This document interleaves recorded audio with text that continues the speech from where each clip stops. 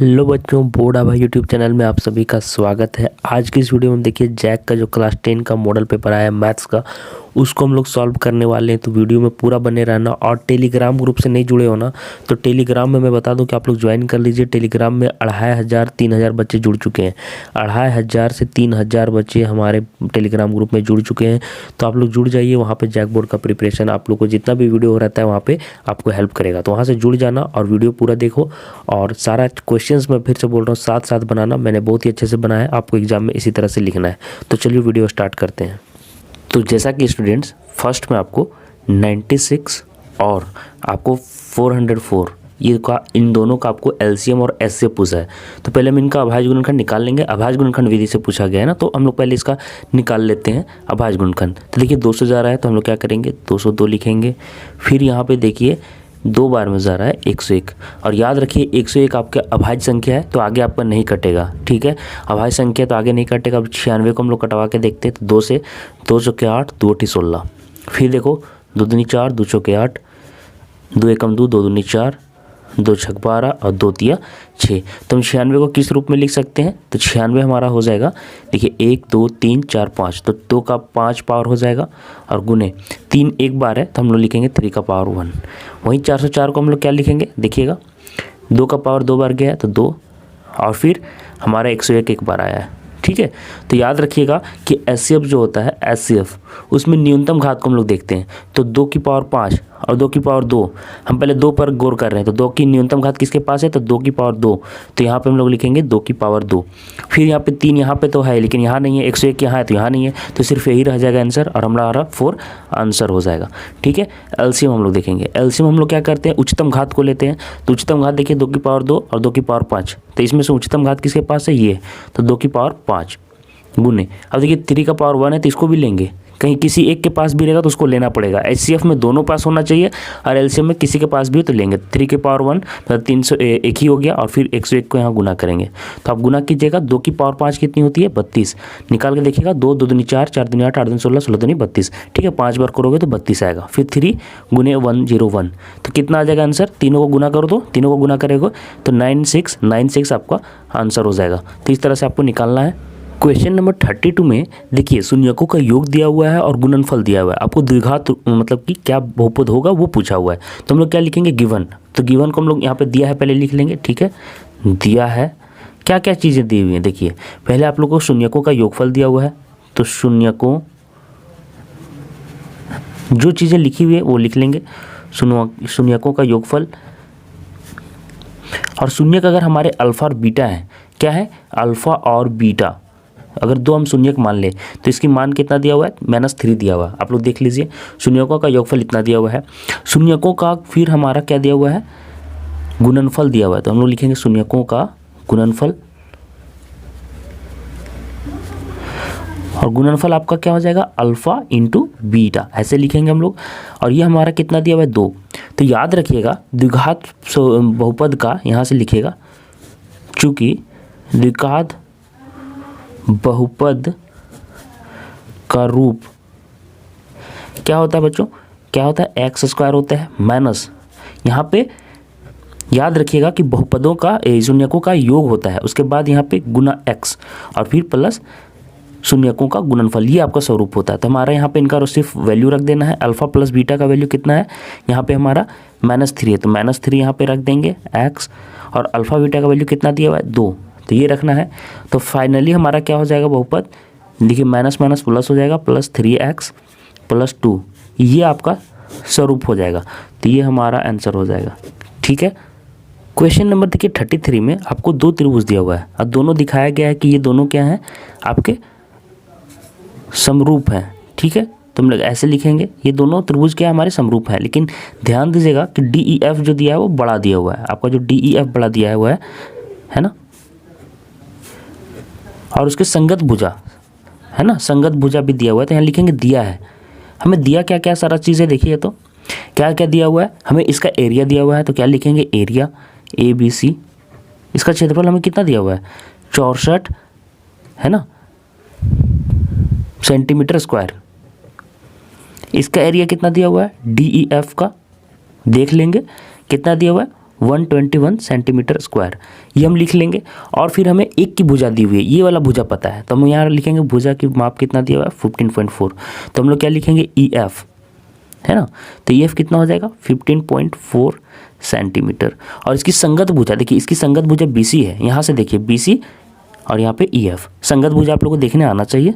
तो BC का हम लोग को वैल्यू पूछ रहा है, तो हम लोग क्या लिखेंगे, देखिए कैसे बनाना है, देखिएगा हम लोग लिखेंगे प्रमेय 6.6 से। क्या था प्रमेय में, आप लोग को पता होगा क्या था, एक की एरिया और उस समरूप त्रिभुज की एरिया का अनुपात उनकी भुजा के अनुपात के वर्ग के बराबर होता है, ये आप लोग का प्रमेय था। तो हम लोग ये वैल्यू लिख लेंगे ऐसे करके। तो यहाँ पे इसकी एरिया कितनी दी हुई है 64, इसकी कितनी दी हुई है 121, इक्वल BC का वैल्यू कितना दिया हुआ है बच्चों, हमें निकालना है। EF का वैल्यू देख लेना 15.4, ऐसे लिख लेना है, ठीक है स्टूडेंट्स।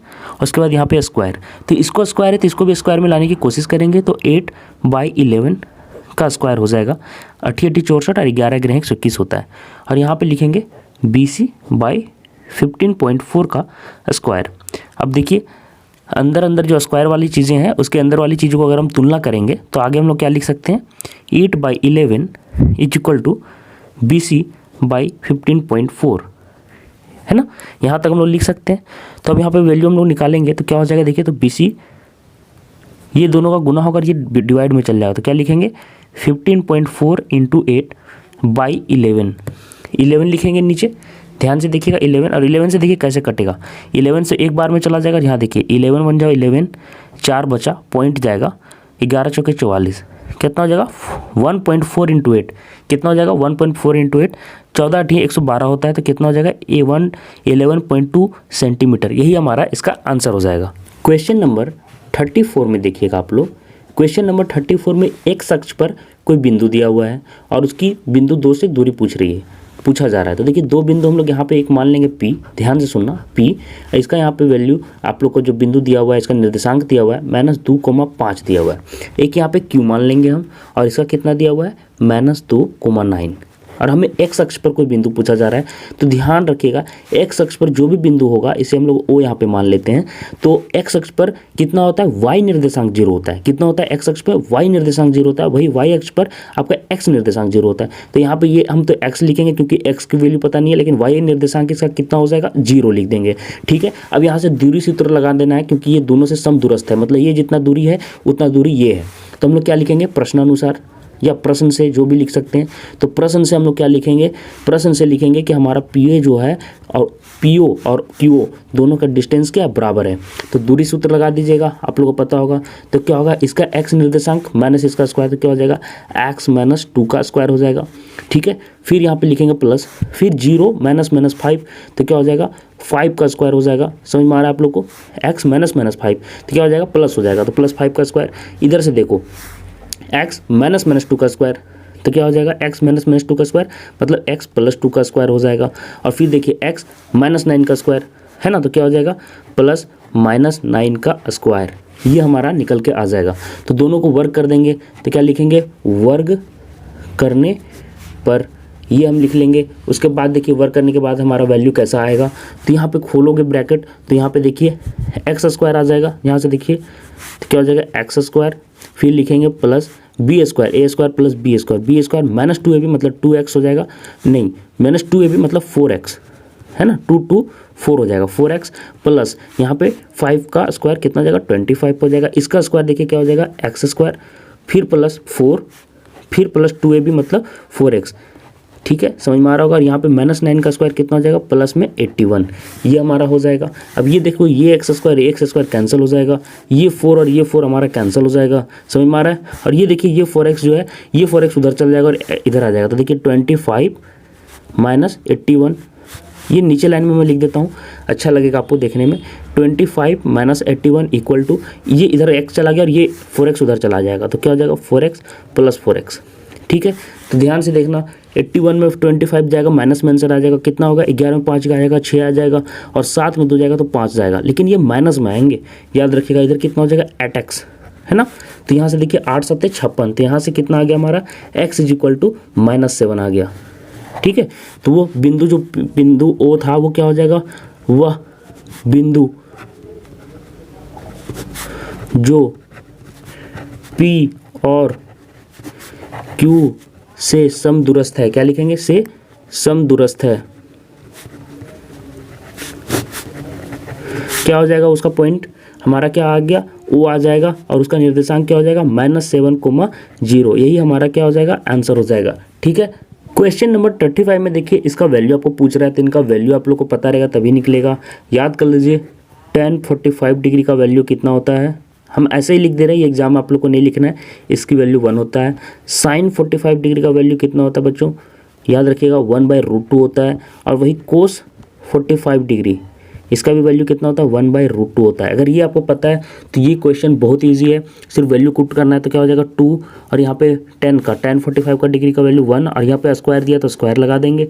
फिर देखिए साइन स्क्वायर तो 1/√2 का स्क्वायर यहाँ पे निकलेगा। ठीक है। और फिर माइनस, फिर कोस का देखिए 1/√2 का स्क्वायर जाएगा। ठीक है। और ये देखो ये और ये कैंसिल आउट हो जाएगा और हमारा 2 गुना 1 का स्क्वायर 1 होता है। तो हमारा आंसर क्या हो जाएगा? 2 हमारा आंसर हो जाएगा इस क्वेश्चन का। क्वेश्चन नंबर 36 में देखो बच्चों, एक वृत्त आपको दिया हुआ है, ध्यान से सुनना। और यहाँ पे इसका एक केंद्र हो जाएगा, वहाँ से स्पर्श रेखा, तो एक स्पर्श रेखा मैं यहाँ पे मान लेता हूँ ये है। स्पर्श रेखा के क्या होता है कि एक बिंदु पर टच करता है, तो हम लोग इसको यहाँ पे ये बिंदु हम लोग आपको पी क्यू मानते हैं, तो ये क्यू रह जाता है और ये वाला जो बिंदु हमारा वो पी मान लेते हैं।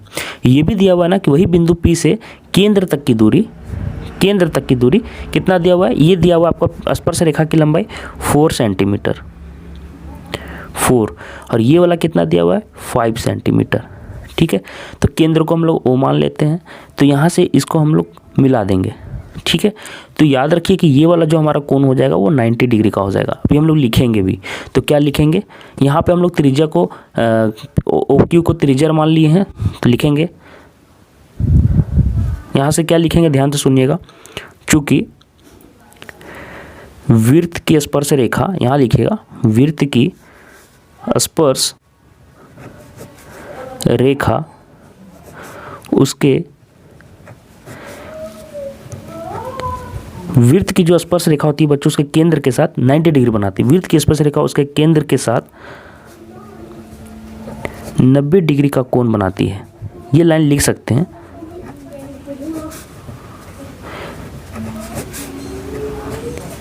तो इसलिए क्या हो जाएगा? हमारा कोण क्यू जो हो जाएगा आपका 90 डिग्री हो जाएगा। अतः जो हमारा त्रिभुज क्या हो जाएगा? पी क्यू ओ एक समकोण त्रिभुज हो जाएगा। ये आप लोग लाइन लिख दीजिएगा। तो यहाँ से हम लोग समकोण त्रिभुज से पता होगा बच्चों पाइथागोरस फॉर्मूला से, तो क्या लिखेंगे? पाइथागोरस प्रमेय से, पाइथागोरस का प्रमेय लगा देंगे बच्चों। तो पाइथागोरस प्रमेय क्या लिखाएंगे? त्रिभुज पी क्यू आर में लगा रहे हैं, त्रिभुज पी क्यू ओ में पाइथागोरस प्रमेय से। तो त्रिभुज पी क्यू ओ में हम लोग पाइथागोरस प्रमेय से क्या लिखेंगे? तो कर्ण यहाँ पे क्या हो जाएगा? ओपी हो जाएगा। याद है? तो हम लोग क्या लिखेंगे? ओपी का स्क्वायर कर्ण का स्क्वायर इज इक्वल टू बाकी दोनों का स्क्वायर के जोड़ के बराबर, तो क्या हो जाएगा? क्यूपी का स्क्वायर प्लस ओ क्यू का स्क्वायर। तो इसका वैल्यू में कितना दिया बच्चों? 5। तो यहाँ क्या लिखेंगे? 5 का स्क्वायर। और ये देखिए क्यूपी दिया हुआ 4 का, तो 4 का स्क्वायर और प्लस यही हमें निकालना है बच्चों, तो क्या लिखेंगे? ओ क्यू का स्क्वायर। अब ध्यान से हमारी बात समझना, हमारी बात ध्यान से समझिएगा यहाँ पे कि पाइथागोरस तरीके से पता होगा, जबकि एक भुजा 5 होती है, दूसरी 4, तो यहाँ पे 3 होती है, या फिर 8, 11, 13 ये पाइथागोरस तरीका मालूम होगा, तो यहाँ पे आंसर आपको मालूम हो गया होगा 3 आएगा। लेकिन फिर भी हमें पूरा सॉल्व करना है, तो क्या लिखेंगे? 25, 16 प्लस ओ क्यू का स्क्वायर लिखेंगे बच्चों। समझ में आ रहा है? ये इधर जाके घट जाएगा तो क्या हो जाएगा? 9 बराबर हमारा क्या आ जाएगा? ओ क्यू का स्क्वायर। और फिर हम लोग यहाँ पे रूट ले लेंगे, तो क्या हो जाएगा? ओ क्यू बराबर √9। ठीक है। तो हमारा ओ क्यू है ना, त्रिज्या लिखेगा, त्रिज्या O Q is equal to 3 centimetre. यही हमारा आंसर आ जाएगा, क्योंकि देखिए 9 का वर्गमूल क्या होता है? 3। तो यही हमारा क्या हो जाएगा? आंसर हो जाएगा इस प्रश्न का। क्वेश्चन नंबर 37 में देखिएगा, एक वृत्त दिया हुआ है आपको, उसका चतुर्थांश का क्षेत्रफल दिया हुआ है, इसकी त्रिज्या हम लोग r मान लेंगे, है ना। तो हम लोग लिखेंगे माना वृत्त की त्रिज्या, आप लोग देखिए इसका परिधि दिया हुआ है और चतुर्थांश का क्षेत्रफल पूछा जा रहा है, तो यहाँ पे माना कि त्रिज्या, वृत्त की त्रिज्या r है ना। तो क्या दिया हुआ है हमें, दिया गया है, दिया हुआ है, क्या दिया हुआ है, परिधि दी गई है हमें। तो परिधि का फॉर्मूला क्या होता है बच्चों, 2πr, याद रखिएगा 2πr बराबर कितना दिया हुआ है, 22। तो हम फॉर्मूले से यहाँ पे पहले हम लोग r निकालेंगे, किसको निकालना है, r को। तो क्या लिखेंगे, 2 पाई का वैल्यू कितना होता है, 22/7, याद रखिएगा, इंटू r इक्वल टू 22 हो जाएगा। यहाँ से देखिए ये 22 कैंसिल आउट हो जाएगा और ये 7 ऊपर चला जाएगा, ये 2 नीचे आ जाएगा। तो r का वैल्यू कितना आ जाएगा, 7/2 सेंटीमीटर। ये आपका r का वैल्यू हो गया, समझ में आया। ये सेंटीमीटर में r/2 आ गया। हमें क्या निकालना है, चतुर्थांश का क्षेत्रफल। तो यहाँ से लिखेंगे, इसलिए चतुर्थांश का क्षेत्रफल हमको निकालना है, ठीक है। चतुर्थांश का क्षेत्रफल क्या हो जाएगा, एक वृत्त का क्या होता है बच्चों, 1/4 भाग होता है। तो क्या लिखेंगे, 1/4 इंटू पाई r²। तो यहाँ से वैल्यू लिख दीजिएगा, 1/4, पाई की वैल्यू कितना होता है बच्चों, 22/7, और r का वैल्यू हमें कितना निकला है, 7/2। तो 7/2 दो बार गुना होगा ना, क्योंकि स्क्वायर है। तो 7/2 गुने 7/2। यहाँ से देखो क्या क्या कैंसिल आउट हो जाता है, 7 ये से देखो 2 से 11 है ना। तो क्या हो जाएगा हमारा, देखिए 11 7 77 और नीचे 4 दूनी 8। और क्षेत्रफल हमेशा किस में आता है बच्चों, सेंटीमीटर स्क्वायर में। तो ये हमारा आंसर हो जाएगा चतुर्थांश का क्षेत्रफल वृत्त का। क्वेश्चन नंबर 38 में देखिए, एक पासे को उछाला जाता है और पासे को जैसे हम उछालते हैं तो जो कुल संभव परिणाम है उसमें पूछा जा रहा है कि अभाज्य संख्या और विषम संख्या के आने की मतलब की प्रायिकता क्या है। तो हम लोग लिखेंगे, पासे को उछालने पर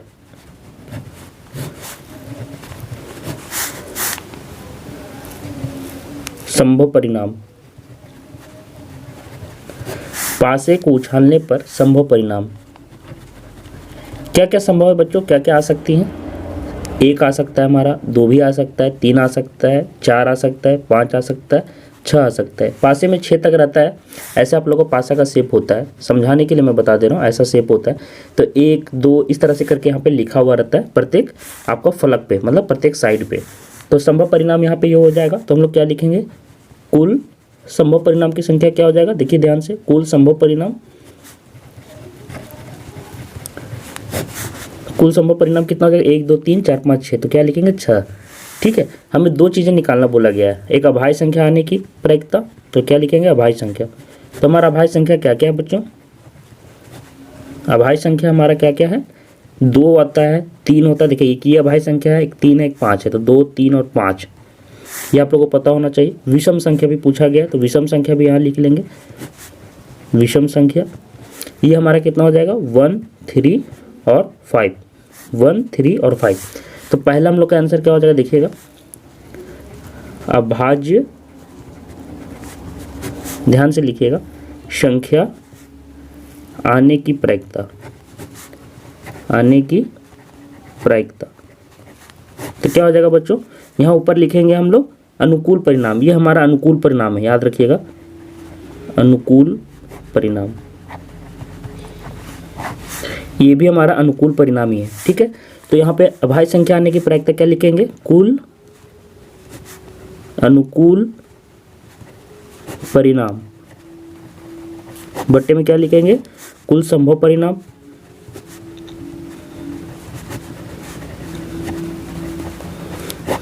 है ना। तो ऊपर हमारा देखिए कुल अनुकूल परिणाम 3 है और कुल संभव परिणाम देखिए यहाँ पे 6 था। तो क्या हो जाएगा, 3/6। तो हमारा आंसर कितना हो जाएगा बच्चों, 1/2। ये हमारा क्या हो जाएगा, आंसर हो जाएगा। ध्यान रखिएगा सेकेंड का, है ना। विषम संख्या आने की प्रायिकता, थोड़ा सा अपना राइटिंग आप लोग ठीक रखिएगा एग्जाम में बच्चों। तो यहाँ पे भी क्या हो जाएगा, कुल अनुकूल परिणाम बटे में कुल संभव परिणाम, ये भी हमारा कितना बच्चों, देखिए 3 ही है विषम संख्या, तो क्या लिखेंगे 3/6। तो हमारा फिर से कट के आंसर क्या आ जाएगा 1/2। यही हमारा क्या हो जाएगा बच्चों, आंसर हो जाएगा। देखिए बच्चों, आप लोग को दिया हुआ है 3 + 4√5, यही दिया हुआ है ना। इसको सिद्ध करना है कि अपरिमेय संख्या है। क्या अपरिमेय, तो इसके उल्टा हम लोग क्या मान लेंगे कि हम लोग ये क्या है, एक परिमेय संख्या है। तो क्या लिखेंगे हम 3 + 4√5 को एक परिमेय संख्या की कल्पना करते हैं। ये लिखेंगे पहले हम, इसके उल्टा हम लोग मान के चलेंगे, है ना। तो जब हम लोग मान के चलेंगे तो आप लोग को पता हो कोई भी परिमेय संख्या, तो 3 + 4√5 इसको हम लोग किस रूप में लिख सकते हैं, p/q के फॉर्म में। ये आप लोग को पता होना चाहिए, जहाँ पे q क्या होना चाहिए, 0 नहीं होना चाहिए, और साथ ही साथ क्या होना चाहिए, आप लोग को ये भी पता होना चाहिए p मतलब कि q 0 के बराबर नहीं होना चाहिए, और साथ ही साथ p और q क्या होना चाहिए, पूर्णांक होने चाहिए। p और q पूर्णांक हैं, तथा याद रखिएगा HCF भी हम लोग 1 मान सकते हैं। तो क्या हो जाएगा HCF p, q = 1। ये हम लोग मान के चलेंगे कि दोनों पूर्णांक है, तो दोनों को पूर्णांक के रूप में मान के चल रहे हैं। तो ये देखिएगा, ये 4√5 हमारा इधर आ जाएगा और ये 3 उधर जाके माइनस हो जाएगा, तो p/q - 3। अब यहाँ से क्या आगे होगा देखिएगा, ध्यान से देखना, 4√5 इधर रह जाएगा और उधर देखिए p - 3q/q रह जाएगा। ठीक है, फिर से आगे देखो, ये हमारा 4 नीचे चला जाएगा, तो √5 = p - 3q/4q। समझ में आ रहा है। तो हम लोग क्या लिखेंगे, ध्यान से देखना, यहाँ पे क्या लिखेंगे कि p - 3q, ध्यान से सुनना, p और q क्या थे, पूर्णांक थे, तो p - 3q क्या हो जाएगा, एक पूर्णांक है, और 4q देखिए नीचे वाला, पहले ऊपर वाला भी पूर्णांक है, और 4q भी एक पूर्णांक है। ये लिख देंगे, दोनों पूर्णांक है। अतः p - 3q/4q, देखिए पूर्णांक ऊपर भी और नीचे भी है, तो कभी भी जब ऊपर और नीचे दोनों पूर्णांक है, तो दोनों का जब हम लोग भिन्न के रूप में हम लोग कल्पना करेंगे, तो दोनों क्या होता है, हमेशा परिमेय संख्या। तो क्या हो जाएगा, अतः ये एक परिमेय संख्या है। ठीक है, जबकि √5 क्या है बच्चों, एक अपरिमेय संख्या। आप लोग सॉल्व कर चुके होंगे, तो जबकि √5 एक, आप लोग अच्छे राइटिंग में लिखिएगा, अपरिमेय संख्या है, एक अपरिमेय संख्या है। समझ में आ गया, एक ये अपरिमेय संख्या, ये परिमेय संख्या है, जबकि ये एक अपरिमेय संख्या है। और आप लोग क्या पढ़े हैं कि अपरिमेय संख्या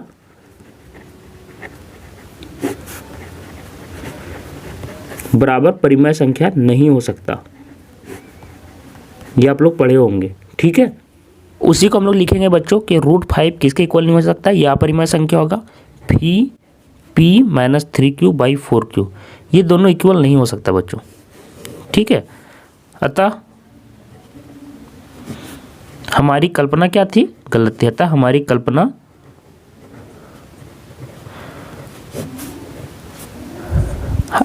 कल्पना की 3 + 4√5 एक अपरिमेय संख्या, परिमेय संख्या, हम लोग यही मान के चले थे ना, संख्या है, गलत है। क्या लिखेंगे, गलत है। तो लिखेंगे अतः हमारी कल्पना की 3 + 4√5 एक परिमेय संख्या है, गलत है। अतः 3 + 4√5 एक अपरिमेय संख्या है, एक अपरिमेय संख्या है। ऐसे करके आपको इसको बनाना है। क्वेश्चन नंबर 40 में देखिए, आप लोग को 2 समीकरण दिया हुआ है, क्या क्या दिया हुआ है देखिएगा। एक आपको समीकरण दिया हुआ है x - y + 1 = 0। आपको समीकरण में दोनों हल करना है। ठीक है, एक और क्या दिया हुआ है, 3x + 2y - 12 = 0। तो आप लोग देखिए ना, कभी भी जब ऐसे तरह के प्रश्न सॉल्व करने आएंगे, तो आप लोग इनके जो भी x और y एक्सिस पर x और y को 0 मानना है। एक बार x को मान करके y को निकालना, एक बार y को मान के 0 निकालना, तो 2 पॉइंट आपको मिल जाएंगे। ठीक है, समझ में आ रहा है। और उसको फिर ग्राफ में दिखा के आप लोग सॉल्व कर सकते हो। तो यहाँ पे देखो हम लोग कैसे सॉल्व करेंगे।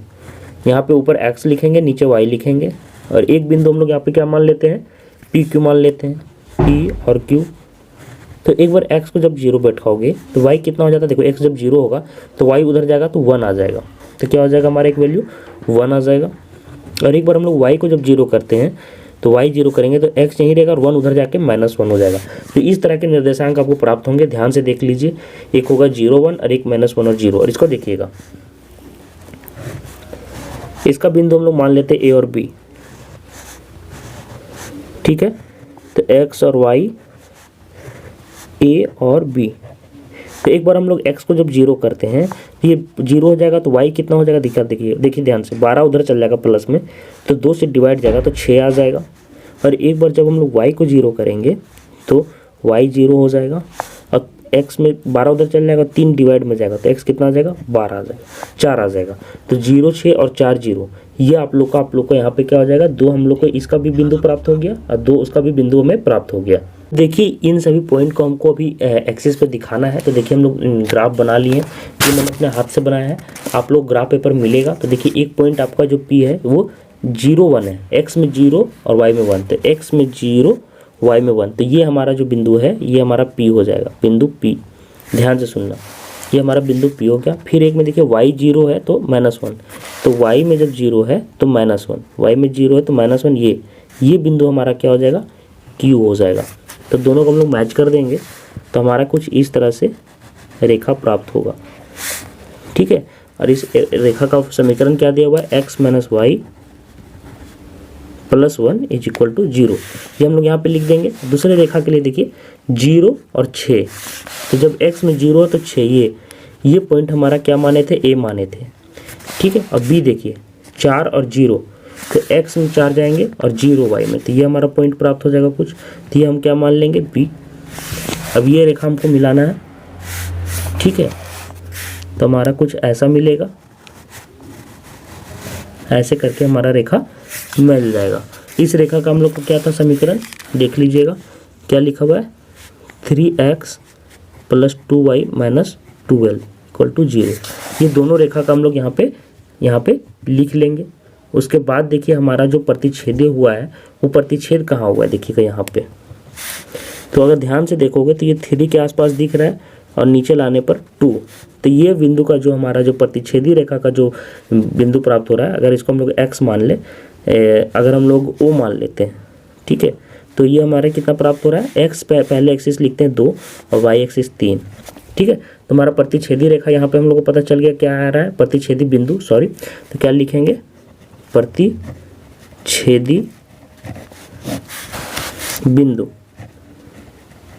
प्रतिच्छेदी बिंदु क्या है, प्राप्त हुआ, प्रतिच्छेदित बिंदु हमें प्राप्त हो गया, वो प्राप्त हुआ है। उसका हम लोग यहाँ पे निर्देशांक लिख देंगे 2,3।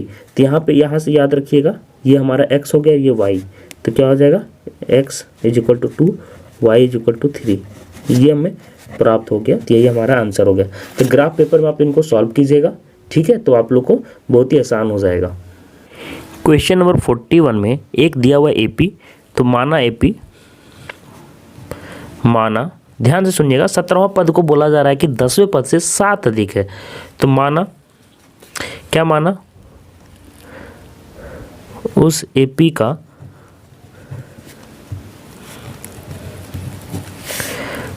प्रथम पद A है तथा चारों अंतर तो D है। हमें क्या निकालना है, D। इसलिए उस AP का 17वां पद क्या हो जाएगा बच्चों, क्या होता है, A + 16D, आप लोगों को पता होगा। तथा AP का, आप लोग ये वाला पूरा लिखिएगा, ठीक है, 10वां पद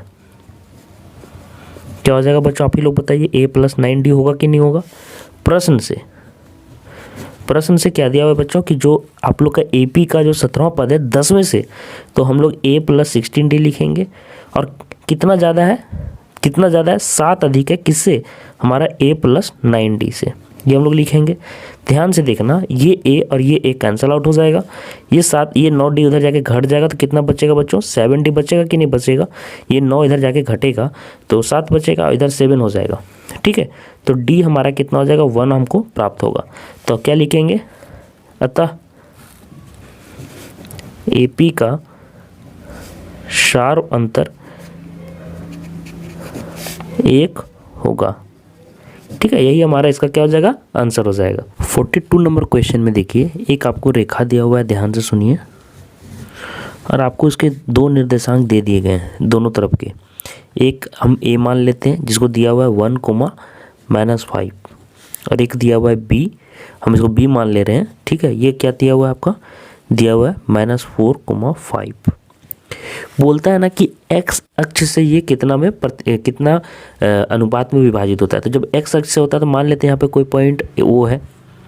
ठीक है, तो x अक्ष से जब भी होगा तो मैंने क्या बताया था कि y निर्देशांक 0 हो जाएगा, और x निर्देशांक दिया नहीं है तो हम ये मान लेते हैं x।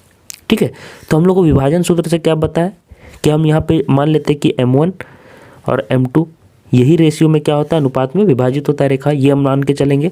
तो विभाजन सूत्र से फॉर्मूला आप लोगों को पता होना चाहिए, विभाजन सूत्र वाला। ठीक है, ये क्वेश्चन इजी है, विभाजन सूत्र से। ठीक है, क्या होता है, ये x1 है, ये y1 है, मान लेते हैं यहाँ पे x1 y1। सुविधा के लिए आप लोग के लिए मैं लिख दे रहा हूँ, x2 y2 नहीं भी लिखोगे एग्जाम में चलेगा। विभाजन सूत्र से क्या होता है फॉर्मूला, y = क्या होता है, m1 y2, याद रखिएगा जब ये 1 रहेगा तो ये 2 प्लस m2 y1 क्या हो जाएगा, m2 y1, और नीचे अनुपातों का योग हो जाता है m1 प्लस m2। तो y निर्देशांक यहाँ पे जिस बिंदु का निकाल रहा वो यहाँ लिखना है, तो y निर्देशांक 0 हो गया है बच्चों। m1 का m1 लिख देंगे, y2 कितना है 5, तो यहाँ पे 5 लिख देंगे, समझ में आ रहा है, प्लस m2 कितना है हमारा, m2 वही रहेगा, m2 पता नहीं है, y1 देखिए, y1 क्या हो जाएगा -5, क्या हो जाएगा -5, ऐसे लिख देंगे, और m1 प्लस m2। अब ये देखो क्रॉस जब गुना होगा तो ये 0 हो जाएगा ना, तो क्या हो जाएगा हमारा, इधर 0 रह जाएगा, इधर हो जाएगा 5m1 ये वाला, और m1 है ये। ठीक है, प्लस m2 -5। अब ये देखो ये माइनस वाला उधर जाएगा तो प्लस हो जाएगा ना, तो क्या हो जाएगा 5m2 इधर हो जाएगा = 5m1, और ये दोनों कैंसिल आउट हो जाएगा 5, तो हमारा रेशियो क्या हो जाएगा 1, तो क्या हो जाएगा m1 का रेशियो, ध्यान से सुनिएगा, m1 = m2 हो जाएगा, है ना। तो हम लोग रेशियो क्या लिखेंगे, m1 m2 = 1/1। इसको हम लोग क्या बोल सकते हैं, m1 रेशियो m2 क्या हो जाएगा 1:1, ये हम लोग लिख सकते हैं। तो यही हमारा क्या हो जाएगा, आंसर हो जाएगा इसका। क्वेश्चन नंबर 43 में देखिए, त्रिभुज ABC दिया हुआ है, निर्देशांक हम मान लेंगे -5 -1 दिया हुआ है ये। ठीक है, ABC हम मान के चल रहे हैं, और यहाँ पे ABC बिंदु जो दिया हुआ है, आगे देखिए 3, -5 मान लिए हैं, और 5, 2 ये है। इस तरह से हमारा त्रिभुज है, इसका आपको क्षेत्रफल पूछा है, तो इसलिए क्या लिखेंगे, त्रिभुज ABC का क्षेत्रफल। फॉर्मूला आप लोगों को पता होना चाहिए, बहुत ईजी है ये। क्या होता है, हाफ इंटू x1। हम यहाँ पे x1 y1 अपने से दिखा दिए ताकि सुविधा हो लिखने में, आप लोग भी परीक्षा में लिख लेना, नहीं तो गड़बड़ हो जाता है कभी कभी, x1 के जगह में ये बैठ जाता है ना, तो ये ध्यान देना तुम लोग। x1 × y2 - y3 लिख लोगे तो बेहतर होगा, x2 × y3 माइनस क्या हो जाता है y1, याद रखिएगा y3 - y1, और फिर x3 का क्या हो जाएगा बच्चों y1 - y2, ये फॉर्मूला याद रखना। चलिए हम लोग वैल्यू पुट करेंगे सिर्फ। ठीक है, x1 तो x1 देखो यहाँ पे -5 है तो -5 करेंगे, y2 देखो यहाँ पे कितना -5, देखो जल्दी जल्दी बैठाना है तो ये लिख लेना, -y3 माइनस है याद रखिएगा, तो -2 यहाँ पे जाएगा, सेम आया, प्लस x2 में कितना है 3 है तो 3 यहाँ पे करेंगे, y3 यहाँ पे 2 है, 2 लिखेंगे, माइनस से माइनस लिखेंगे, y1 -1 है तो यहाँ पे -1 ऐसे देंगे। ठीक है, ध्यान देना सारा चीज़, यहाँ प्लस हो जाएगा बाद में लिख सकते हो। फिर यहाँ पे x3 कहाँ चला जाएगा, मेरा 5 हो जाएगा 5। फिर देखिए y1 मेरा कितना है y-1 है तो -1, और फिर माइनस देखिए माइनस प्लस लिख ही देता हूँ सुविधा के लिए। ठीक है, तो यहाँ देखो हाफ, ये -7 है, और -5 से गुना होगा क्या हो जाएगा 7 × 5 = 35, डायरेक्ट लिख सकता हूँ मैं। यहाँ देखो 2 और ये 2 एक जुट जाएगा, ये माइनस प्लस हो, 2 × 1 3, 3 × 3 = 9, ये देखो 5 में 1 घट ही जाएगा तो 4 × 5 = 20, ये हम ऐसे लिख सकते हैं ना।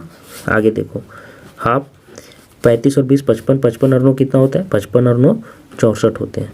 ठीक है, ये से कटेगा 32 बार में, क्या हो जाएगा? 32 आपका वर्ग यूनिट हो जाएगा, वर्ग इकाई। यही आपका आंसर हो जाएगा इसका। ये क्वेश्चन देखिए, आपको बायां पक्ष से दायां पक्ष पहुंचना है। आप लोग का ट्रिग्नोमेट्री से ये क्वेश्चन है, और ये क्वेश्चन में आप लोग को याद रखना है कि यहाँ पे परिमयकरण करना है, रेशनलाइजेशन जिसको आप लोग बोलते हो।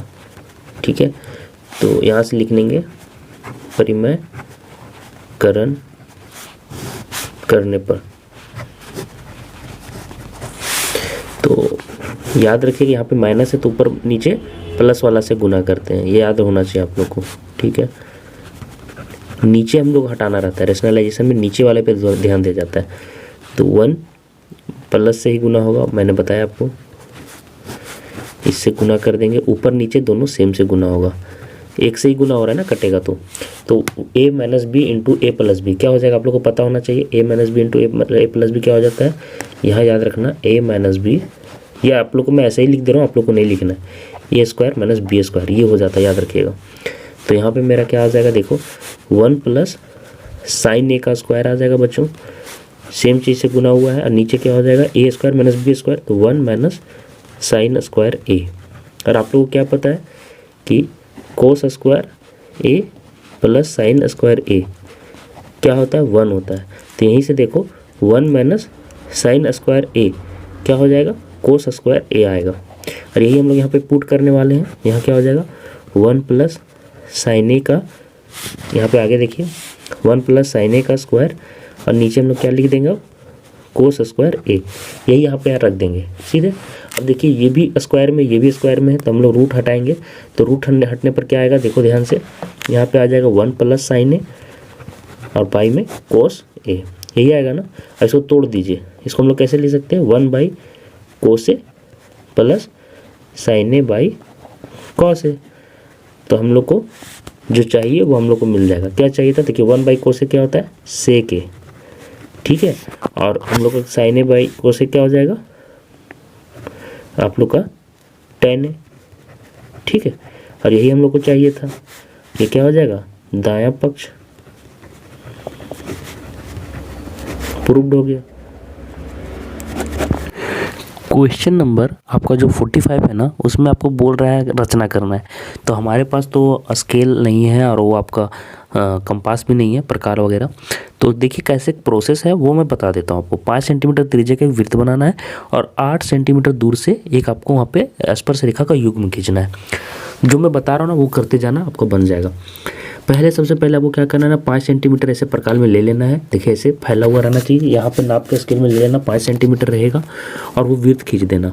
जैसे यहाँ पे 5 सेंटीमीटर आपका त्रिज्या यहाँ पे आ गया, ऐसे करके। ठीक है, देखते जाओ, आपका दोनों मुंह यहाँ पे होना चाहिए, और उसको घुमा देना।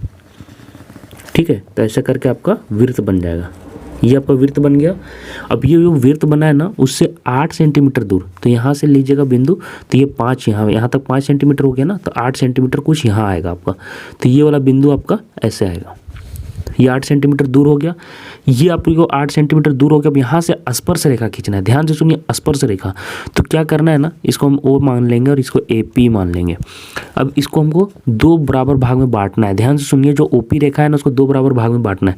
तो कैसे बांटते हैं? आधा से ज़्यादा, पीओ की लंबाई कितना? 8, 8 का आधा 4 हो गया, 4 से कुछ ज़्यादा ले लेना और ऊपर काटना। तो ऐसे काटेगा, ओ में रख के ऐसे काटेंगे तो यहाँ पे कुछ कटेगा। अभी पी में रख के काटेंगे तो यहाँ पे कुछ कटेगा। फिर ई साइड भी काटना है, घुमाना है, तो यहाँ से भी कटेगा, इधर से ऐसे कट जाएगा। अब ये रेखा आपको यहाँ पे मिला देना है। ठीक है, कुछ आगे पीछे मिलेगा, ऐसे करके यहाँ पे मिला जैसे। ठीक है, अब ये रेखा इन दोनों का आधा हो गया, समझ में आ गया? 4 सेंटीमीटर है ना। ये यहाँ पे आपका हो गया इसका मिलान बिंदु। ये दोनों का जो कांटे मिलाए ना, वो मिलान बिंदु है। तो यहाँ पे बिंदु से अब ये जो आपको दिख रहा है, ये वाला जो चौड़ाई दिख रहा है, यहाँ से आपको वृत्त खींच देना है। तो ये वृत्त आपको कुछ ऐसा बनेगा। देखो, इसको त्रिज्या लेकर खींचना है, ऐसे घूम जाएगा ये वृत्त। अब ये जो वृत्त और ये जो वृत्त बना, 2 वृत्त बन गया। ये इसका जो कटान बिंदु है, यहाँ से आपको मिला देना है। यही आपका स्पर्श रेखा हो गया। ये आपको स्केल से मिला देना है। तो आप लोगों को समझ में आ गया कैसे रचना करना है। पहले एक वृत्त बनाना है, फिर यहाँ पे ध्यान से शॉर्ट में सुन लीजिए, फिर यहाँ पे बिंदु ले लेना है जितना दूर आपको दिया गया। ये रेखा का आपको दो बराबर भाग में बांट देना है और उसके बाद ये त्रिज्या, ये वाला और ये वाला बिंदु जो कटा है इसको त्रिज्या मानकर एक वृत्त खींच देना है इसे, और ये जहाँ कटेगा यही आपका क्या हो जाएगा, आपका ऐसे कैसे करके यहाँ से ओ यहाँ रहेगा, यहाँ पे जो आएगा कटान बिंदु वही आपका स्पर्श रेखा हो जाएगा, वो आप लोग खींच लेना। अब ये क्वेश्चन देखिए, यहाँ पे आपका एक वृत्त का एक चतुर्थांश दिया हुआ है और आपको यहाँ पे जो छायांकित भाग है ना उसका क्षेत्रफल निकालना है, जो कि यहाँ पे एक वर्ग कटा हुआ है, एक वर्ग का टुकड़ा यहाँ पे इसके अंदर डाल दिया गया है। तो हम पहले क्या करेंगे ना, इस चतुर्थांश का क्षेत्रफल से, ध्यान से सुनना, इस वर्ग के क्षेत्रफल को घटा देंगे, ये पूरे में से ये वाला घटा देंगे, ये वाला, तो ये और ये बच जाएगा, तो वही हमारा निकल जाएगा क्षेत्रफल। तो हम लोग क्या लिखेंगे ना, ध्यान से सुनिएगा। तो पहले हम लोग यहाँ देख लीजिए कि ये जो वर्ग का विकर्ण है ना वही हमारा क्या है, चतुर्थांश का आपका त्रिज्या है। तो क्या लिखेंगे, चूंकि वर्ग का विकर्ण है ना वो किसके इक्वल है, ये इक्वल किसके, चतुर्थांश के क्षेत्रफल के बराबर। आप लोग एक लाइन में लिखना सारा, चतुर्थांश की त्रिज्या इसके बराबर है। और याद रखना आप लोग कि एक वर्ग का ये जो भुजा 20 सेंटीमीटर यहाँ से यहाँ तक की लंबाई है, देखो यहाँ तक, यहीं तक की लंबाई दी हुई है, तो ये भुजा है आपका, याद रखिएगा। और हमको विकर्ण का लंबाई पता करना पड़ेगा, तो वर्ग का जो विकर्ण है ना वही इसका पूरा का वृत्त का आपका क्या होगा, त्रिज्या होगा चतुर्थांश का, ठीक है। तो क्या होता है वर्ग का विकर्ण का फॉर्मूला, याद रखिए a√2 या √2a होता है, याद रखिएगा। तो ये r किसकी त्रिज्या है, r आपका ये है, ठीक है, r आपका ये वाला है, तो उसी को हम लोग निकाल रहे हैं जो कि चतुर्थांश का क्या है, त्रिज्या है। तो a का वैल्यू देखो यहाँ पे 20 सेंटीमीटर, हम यहाँ वर्ग का देख रहे हैं, याद रखिएगा ये वर्ग का भुजा है, a क्या है, वर्ग की भुजा है। तो यहाँ पे 20√2 ये हमारा क्या हो गया, ये हमारा जो निकल गया, ये निकल गया वृत्त का जो चतुर्थांश है उसका हमको त्रिज्या निकल गया। तो छायांकित भाग का क्षेत्रफल हम आपको क्या बताया था कैसे निकालना है, तो छायांकित भाग का क्षेत्रफल क्या बताया मैंने कि वृत्त का चतुर्थांश जो दिख रहा है, वृत्त चतुर्थांश है ना, उसका क्षेत्रफल, उसमें क्या घटा देंगे, वर्ग का क्षेत्रफल माइनस वर्ग का क्षेत्रफल। आप लोग एक लाइन में सारा लिखिएगा, ठीक है। ये हो गया हमारा। तो वृत्त के चतुर्थांश का क्षेत्रफल क्या होता है भाई, मैंने बताया था 1/4 पाई r स्क्वायर। पाई का वैल्यू क्या लेने बोला गया है यहाँ पे 3.14, तो 3 पाई r स्क्वायर माइनस इसका a स्क्वायर हो जाएगा, वर्ग की भुजा होता है ना, भुजा स्क्वायर क्षेत्रफल, तो यही हम लोग लिखेंगे। अब यहाँ से देखिए आगे 1/4 पाई का वैल्यू 3.1214 और r स्क्वायर, r का वैल्यू कितना आया था देखिए 20√2, इसका स्क्वायर कर देंगे देखो, और माइनस में a स्क्वायर मतलब 400, 20 है 400 होगा, ये वाला 20 है 400। तब देखो यहाँ से ये 20 का स्क्वायर कितना हो जाएगा 400, तो 1/4 इंटू 3.14 इंटू 400 और √2 का स्क्वायर कितना हो जाएगा, गुने 2 माइनस 400 हो जाएगा। ध्यान से देखना ये 2 और 2 कैंसिल हो जाएगा, 2 बचेगा। अब ये 200 देखना कि ये 400 200 से कितना कैंसिल हो जाएगा, 2 1 2, एक इधर आएगा, 2 5 10, 1 2 7 14, ऐसे आ जाएगा हमारा, ठीक है। ध्यान से देखिएगा। अब हमारा ये देखिए कि 1.54 से 100 को गुना हो जाएगा तो 157 हो जाएगा। 157 को 4 से गुना करना है हमें, तो 7 चौके 28 के 8, हाथ में 2, 7 बचे 35 2 37 के 7, हाथ में 3, और 4 एकम 4 और 3 7, यही आएगा ना। देखिए 7 चौके 28 के 8, हाथ में 2, 5 चौके 20 2 22 के, 7 चौके 28 के 8, हाथ में 2, 5 चौके 20 और 2 22 के 2 होगा, सॉरी, और फिर 22 के 2, हाथ में 2, 4 एकम 4 और 2 6, 628 आएगा, मैंने गलत घटाया था, माइनस 400। तो आपका जो घट के आएगा ना कितना आएगा 228, यही आपका सेंटीमीटर में था ना, सेंटीमीटर स्क्वायर, यही आपका आंसर हो जाएगा छायांकित भाग। कैसे गुना किया मैंने बता देता हूँ, आप गुना कर लेना, 100 से गुना कीजिएगा तो 157 हो जाएगा, 157 को 4 से गुना करना है, तो 7 चौके 28 के 8, हाथ में 2, 5 चौके 20 2 22 के 2, हाथ में 2, 4 एकम 4 2 6। तो इस तरह से मैंने इसको सॉल्व किया। आप लोग चाहो तो ये दोनों को अलग से गुना कर सकते हो। अब यहाँ से देखिए 47वें नंबर क्वेश्चन नंबर से आपका द्विघात समीकरण दिया हुआ है, इसकी मूल की प्रकृति ज्ञात करना। याद रखिए ये सभी अब 5-5 नंबर वाले क्वेश्चन शुरू हो गए हैं, ठीक है। तो इसके आपकी मूलों की प्रकृति और इसके मूल भी ज्ञात करना है। तो पहले हम मूलों की प्रकृति कैसे निकालते हैं, तो डी से जो विविक्तर होता है ना, उसी से निकालते हैं। तो यहाँ पे हम पहले वैल्यू लिख लेंगे। तो ए यहाँ पे क्या है, एक्स स्क्वायर का जो आप लोग का गुणक है वो हो जाएगा, ठीक है। बी क्या हो जाएगा, -7, ध्यान से देखिए। और जो आपका सी है वो 3 हो जाएगा। अब यहाँ से देखिए विविक्तर का जो फॉर्मूला है वो लगाएंगे, तभी हमें मूल पता चलेगा कि विविक्तर है ना, कि विविक्तर है ना, कि इसी से हमें पता चलेगा कि मूलों की प्रकृति क्या है। तो विविक्तर डी का क्या होता है वैल्यू, आप लोग को पता होगा, बी स्क्वायर -4ac, यही होता है ना। तो बी का वैल्यू क्या हो जाएगा, तो डी इज इक्वल टू क्या हो जाएगा, -7 का स्क्वायर -4, ए का वैल्यू 2 है और 3 का सी का वैल्यू 3 है, क्या हो जाएगा 49 - 24, आपका कितना आ गया 25 आ गया, ठीक है। तो डी का वैल्यू देखिए 25 है, धनात्मक है। तो धनात्मक जब भी आता है तो क्या होता है, अलग अलग रूट होंगे, मतलब कि जो आपका मूल होगा अलग अलग प्रकृति का होगा और दोनों सभी आपके रियल होंगे। तो क्या होगा, मतलब वास्तविक होंगे। चूंकि लिखना है, चूंकि डी का मान कैसे कैसे मैं लिख रहा हूँ देखिएगा, धनात्मक है,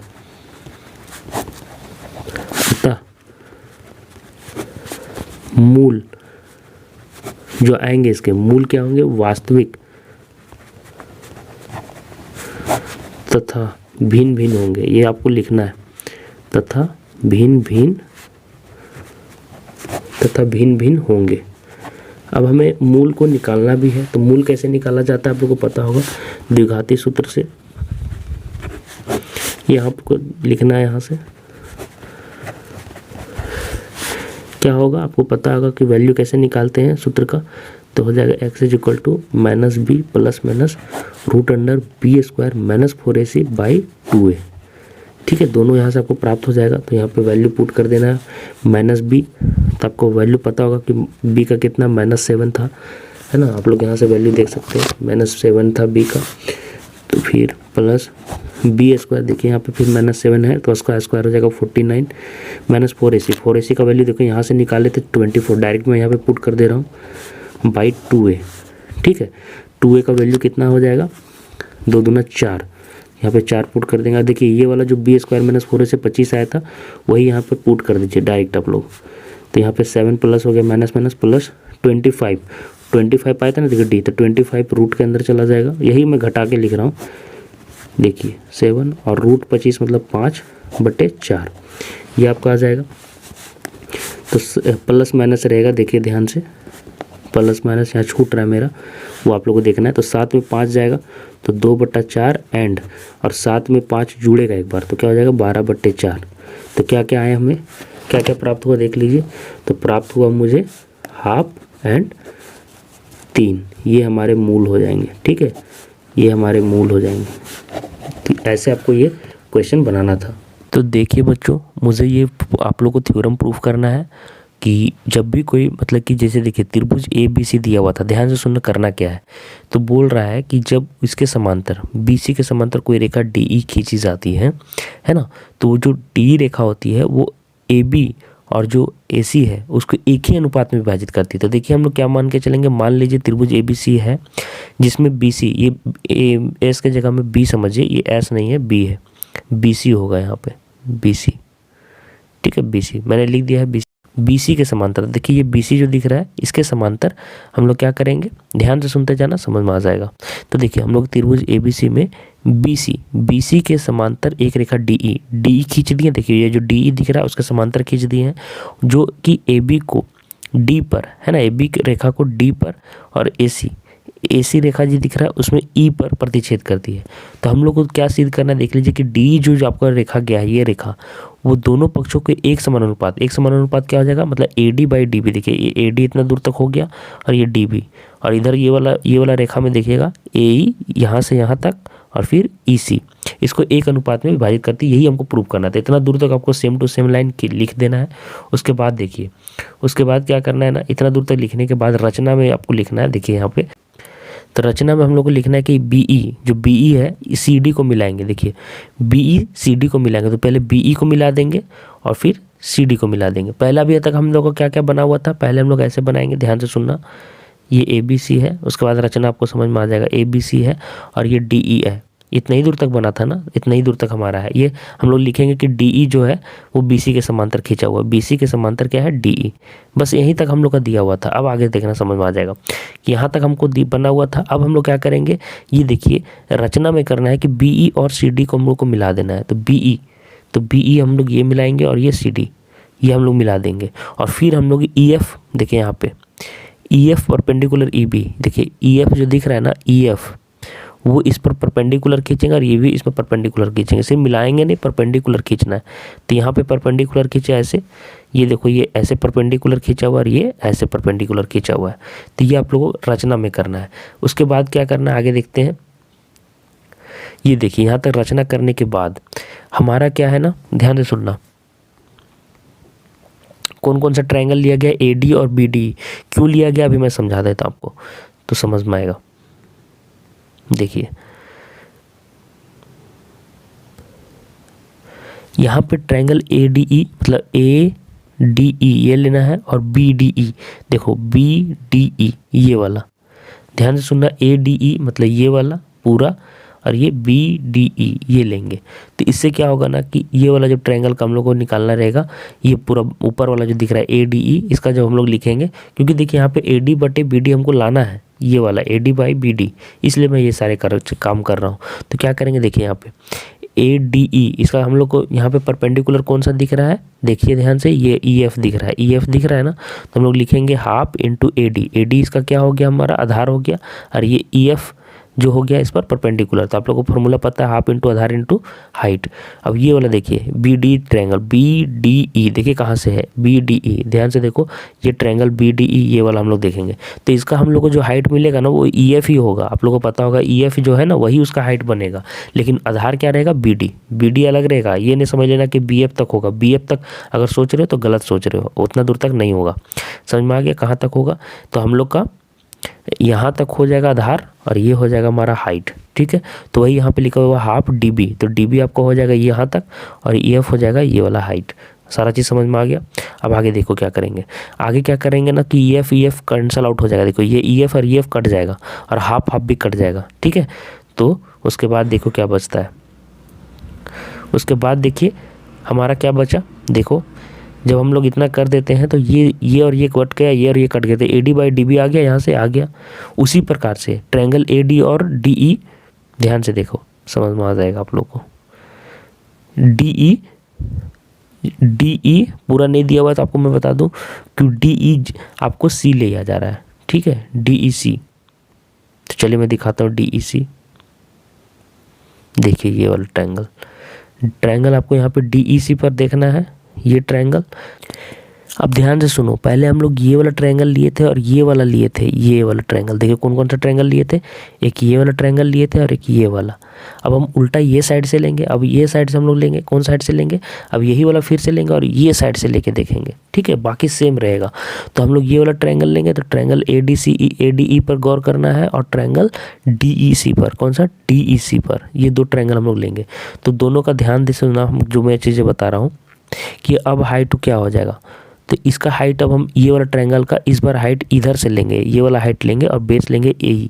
तो बेस इस बार आधार क्या लेने वाले हैं, AE आधार लेके चलेंगे और हाइट लेके चलेंगे D, ये क्या लिखा हुआ है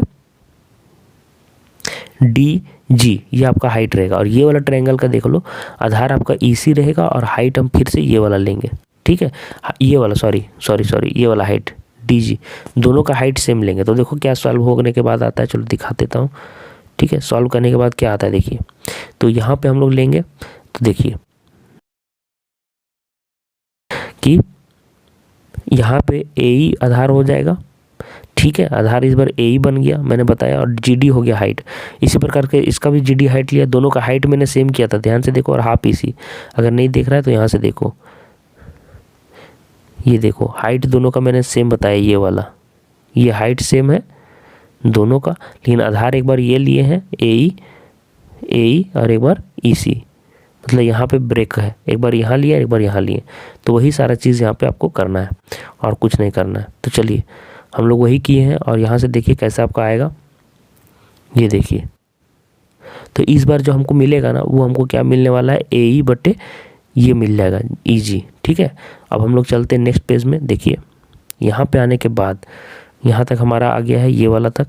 तो अब यहाँ से देखिए, अब क्योंकि बी डी ई और डी ई सी एक ही समांतर डी ई और बी सी के बीच है और एक ही आधार डी है, इसलिए एरिया बी डी और डी ई सी बराबर होगा। क्यों होगा मैं बता रहा हूँ, देखिए क्या बोलना चाह रहा है। ये वाला आपका यहाँ तक समीकरण 2 आ चुका है। उसके आगे देखो यहाँ पे क्या बताया जा रहा है, ध्यान से सुनिए, आप लोग समझ में आ जाएगा कि दो समांतर रेखा के बीच, ध्यान से सुनिएगा, दो समांतर रेखा के बीच अगर एक ही आधार हो, दोनों का देखिए डी ई आधार है और उसी के बीच अगर दो ट्रायंगल खींचा जाता है ना, तो दोनों का जो क्षेत्रफल होता है बराबर होता है। वही यहाँ पे यूज़ किया गया है और ये लाइन लिखा गया आपका। देखिए तो यहाँ पे देखिए क्या लाइन लिख दे रहा है कि एक ही, ये दोनों जो त्रिभुज मैंने बताया एक ही समांतर के बीच है, दो समांतर रेखा डी ई और बी सी। देखिए डी ई ये वाला और ये बी सी ये वाला, ये दोनों के बीच में और एक ही आधार डी ई और डी एक ही आधार है, इसलिए दोनों का क्षेत्रफल बराबर हो जाएगा। इसलिए समीकरण 1 2 3 के यूज से हम लोग ये वाला लिख सकते हैं। ये देखिए ए ई बटे ई जी था ना, और एक मैंने क्या निकाला था पहले, ए ई बटे ई सी है, ई जी है और ई सी होगा यहाँ पे, सॉरी ई जी लिखा हुआ है या ई सी होगा। तो ए बटे ई सी और पहले हम लोग क्या निकाले थे, ए डी बटे डी बी। तो जब दोनों का जब हमको एरिया बराबर होगा तो यही हो जाएगा। तो अतः इस प्रकार से हम लोग सिद्ध कर सकते हैं।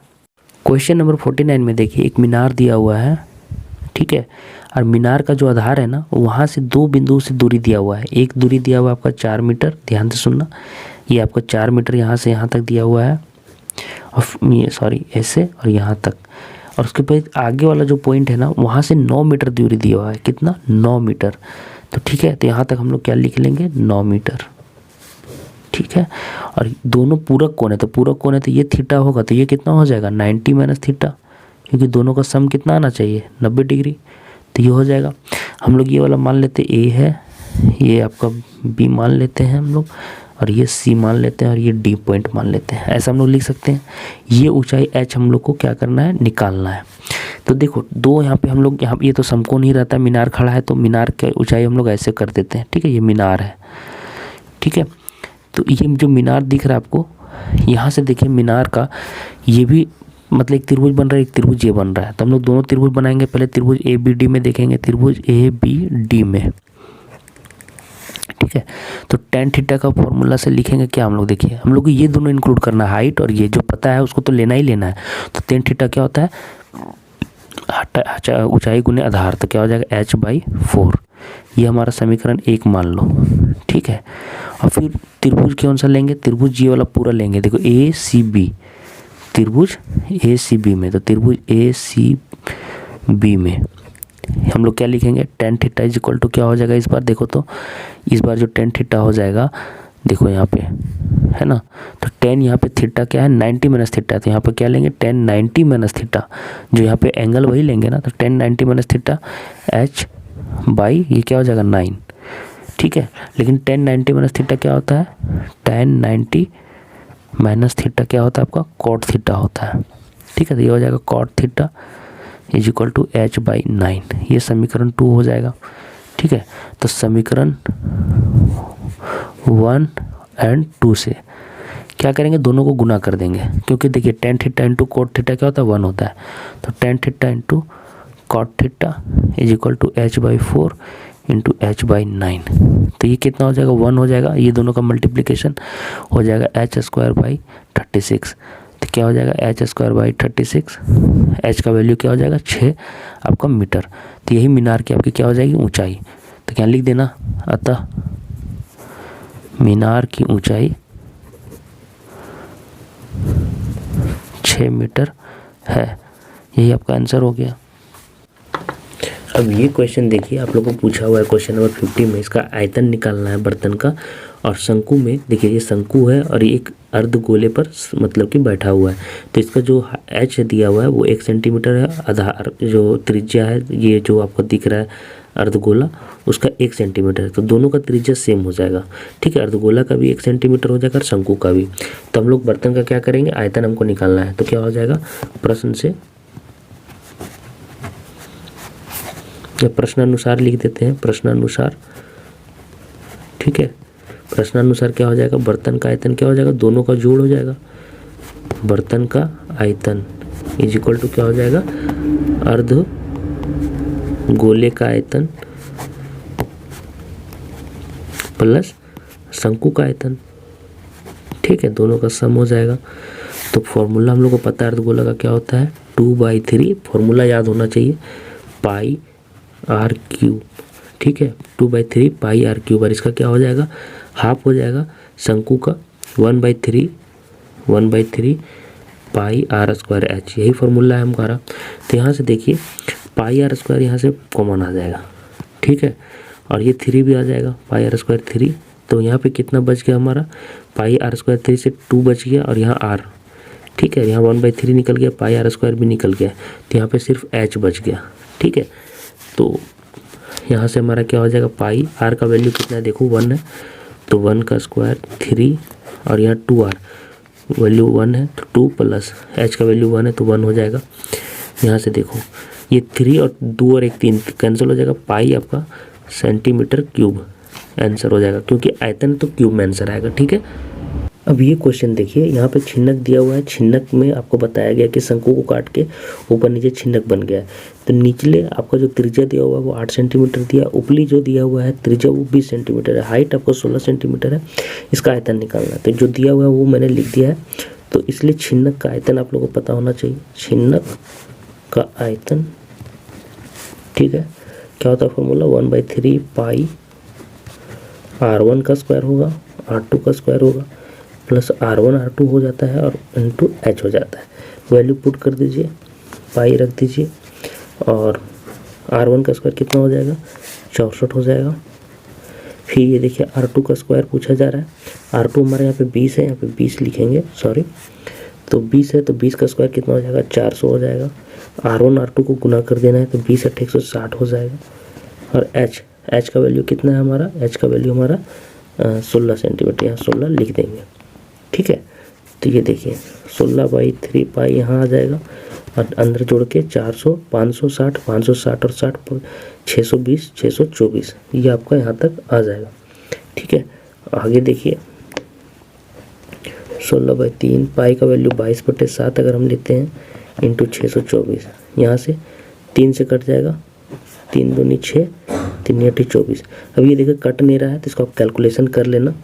तो कैलकुलेशन करने के बाद कितना आता है मैं आपको बता दूं कि ये आप कैलकुलेट कर लेना, 16 को यहाँ पे आपका 208 और 22 को गुना करके 7 से डिवाइड करना है, आपका आएगा 73216/7। डिवाइड करोगे तो लगभग आएगा 10459.42 सेंटीमीटर क्यूब। ये आपका यहाँ पे सॉल्व करने पर आएगा।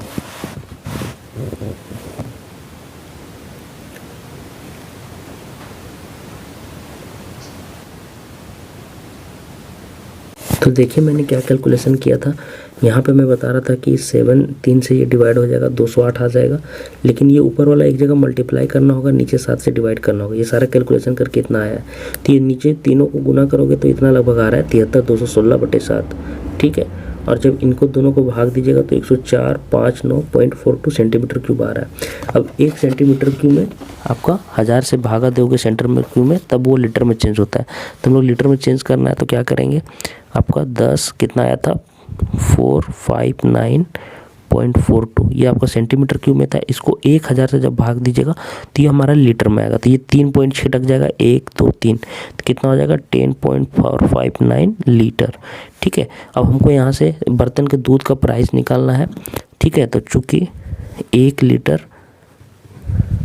दूध का मूल्य कितना दिया हुआ है 20 रुपया, है ना, तो इसलिए 10.459 लीटर का कितना हो जाएगा आपका 20 से गुना कर देंगे 10.45 आपका 6 को 10.45 यही गुना कर देते हैं, ठीक है। तो मेरा जो आएगा गुना करके कितना आएगा, 10 से गुना करोगे तो लगभग 209 गुना करके देखिएगा 10.45 इंटू 2,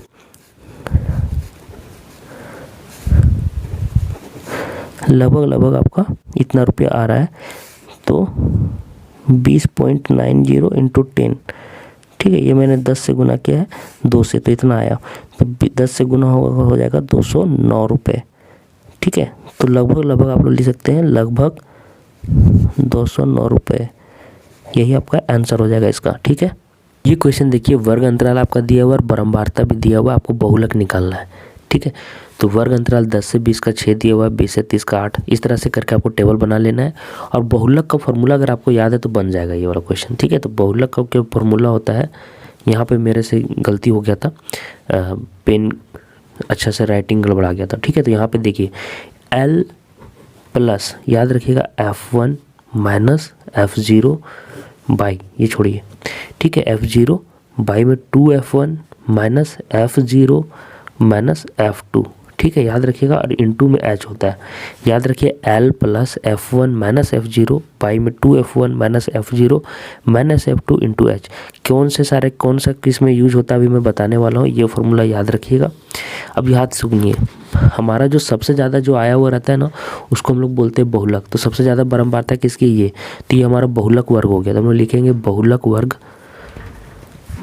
वर्ग हमारा क्या हो जाएगा, बराबर, यहाँ देखिए 30 से 40, ये हमारा बहुलक वर्ग हो गया 30 से 40। और जो लोवेस्ट रहता है ना 30 से 40 वाला वैल्यू, ये हमारा L बनता है ये। तो L बराबर क्या हो जाएगा 30। कहाँ से आया है समझ में आ गया, ये वाला जो लोवेस्ट वाला रहता है बहुलक वर्ग का, उसको लेते हैं। F1 क्या होता है ना, ध्यान से सुनना, F1 होता है बहुलक वर्ग, ये होता है हमारा F1। ठीक है, याद रखिएगा F1 हो जाता है 15 हो जाएगा यहाँ पे। ठीक है, देखो 15 है ना बहुलक वर्ग। इससे पहले वाला क्या हो जाता है, ये हो जाता है F0। ये F0 कौन हो जाएगा, F0 हमारा इससे पहले वाला, तो क्या हो जाएगा 8। और F2 जो होता है ना इसके बाद वाला, 15 के बाद वाला, तो क्या हो जाएगा 9। देखो ये वाला 9, समझ में आ गया क्या मैं बता रहा हूँ, ये पहले वाला ये बाद वाला। H क्या होता है, बहुलक वर्ग की जो विड्थ रहती है, चौड़ाई रहती है। देखो बहुलक वर्ग 10-10 में गया है ना, तो H हो गया हमारा 10। तो ये सारा जितना वैल्यू मैंने यहाँ पे लिखा है ना, इसको यहाँ पे पुट कर देना, आपका वैल्यू आ जाएगा बहुलक का। और आप लोग नीचे वीडियो के नीचे कमेंट कीजिए कि कितना आपको बहुलक आता है, और वीडियो पसंद आया है तो अपने दोस्तों को भी शेयर कीजिएगा। मिलते हैं नेक्स्ट वीडियो में, तब तक के लिए आप सभी को धन्यवाद।